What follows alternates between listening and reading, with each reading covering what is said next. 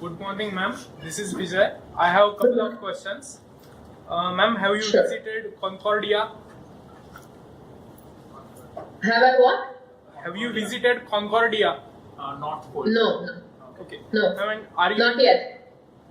ma'am, are you excited about the recent discoveries of Europa, the moon of Jupiter? Yeah, definitely. Europa, we have known actually that there might be water or liquid something on the surface of Europa. So it is an exciting find, and actually NASA is planning robotic missions to Titan and Europa. Now that we know that there is something liquid on it, so those robots, the spherical bots, they are going to drill through the ice. First of all, it's so nice to be able to talk to you.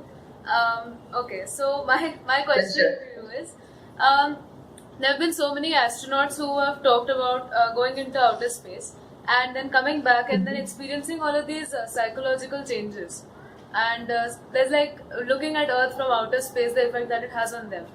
So I've heard it's called the overview effect, I think. And so this institute called the Overview Institute, they're trying to create a similar experience using VR for people on Earth, and they're going to monitor the changes that we feel. So, what do you think? Is it like really worth it? How do you feel about that?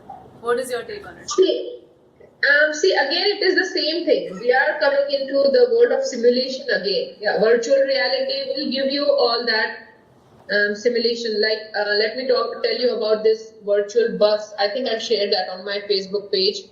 That is doing a tour of the entire US. It's for students actually. From all the data that we have about Mars, just like the Martian movie, they have created a bus and they have put screens on the sides, on the walls of the bus, on which you see all the Martian landscapes.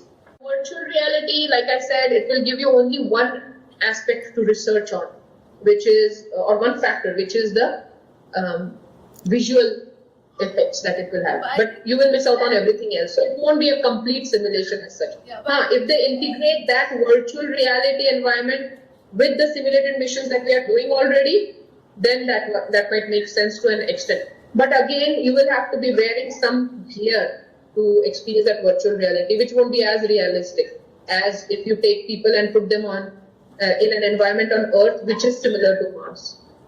So let's see how that goes. People are coming up with newer ideas. It's a field of research in its infancy. There is a lot of scope to do a lot of stuff.